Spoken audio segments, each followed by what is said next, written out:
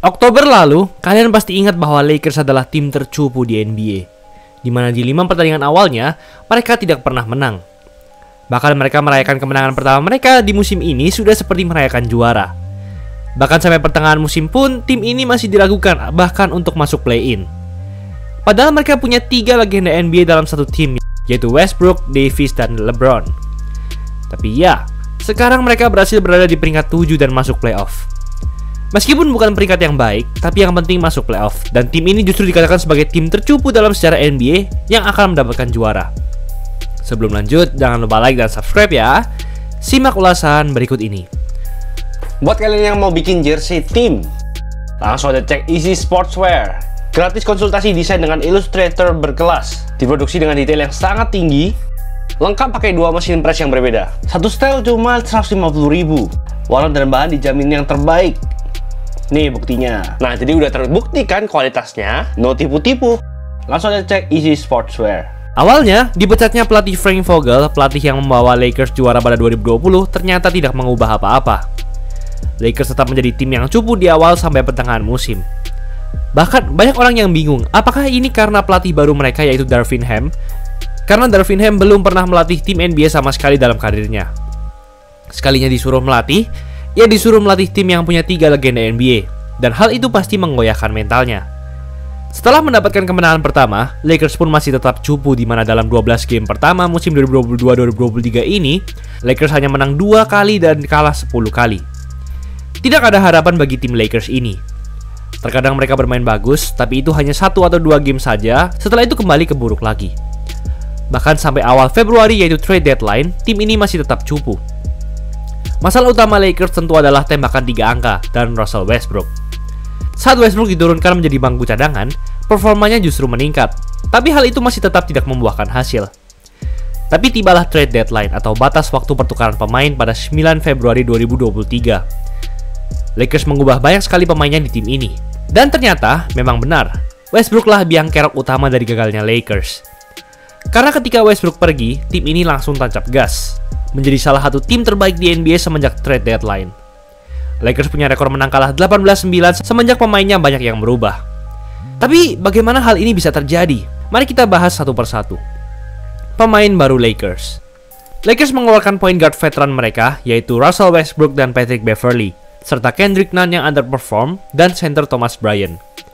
Mereka mendapatkan D'Angelo Russell, point guard bintang dari Timberwolves, lalu Jared Vanderbilt, pemain muda yang sangat hustle dari Timberwolves juga, lalu Rui Hachimura, pemain yang sempat vakum dari NBA karena masalah mental dari Washington Wizards, lalu Malik Beasley, cadangan yang hebat dari Timberwolves juga. Di awal, memang terlihat bahwa menambahnya D'Lo dan Malik Beasley tentu akan memperkuat tembakan 3 angka dari Lakers. Namun defense dari D'Lo sangat buruk. Dikatakan bahwa ia adalah point guard bintang dengan defense terburuk di NBA. Tapi ternyata kombinasi pemain yang diatur oleh Darvin Ham bisa menutupi kelemahan itu. Sebenarnya, sebelum terjadi trade ini, Lakers adalah salah satu tim dengan defense terkuat di NBA karena mereka punya LeBron dan Davis. Lalu ada Beverley juga. Hanya saja, offense mereka yang sangat-sangat buruk. Dan sejak trade ini terjadi, offensive rating dari Lakers menaik jadi peringkat 19.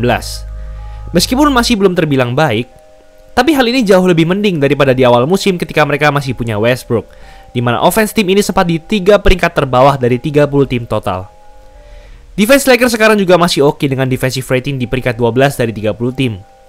Pemain yang didapatkan Lakers ini juga kebanyakan pemain muda, jadi energi dari tim ini meningkat jauh. Austin Reeves. Reeves juga jadi pemain yang sangat berkembang di musim ini.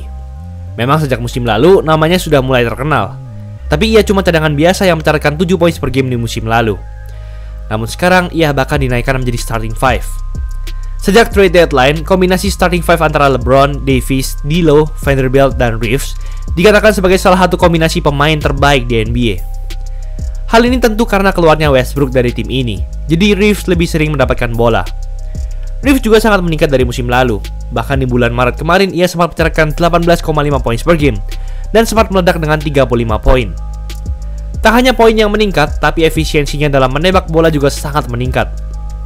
Sejak trade deadline Februari, Reeves punya persentase field goal 57% dan tembakan 3 angka 44%. Keduanya sangat-sangat tajam dan efisien. Ia juga sangat pintar dalam memancing foul dari lawan. Jadi kita berharap Lakers bisa mempertahankan pemain yang kontraknya akan habis di musim ini. Kesehatan pemain. Sejak Lakers menjadi juara pada 2020, Lakers selalu berkutat dengan cedera. Kedua pemain utamanya yaitu Davis dan LeBron selalu bergantian cedera, apalagi Anthony Davis.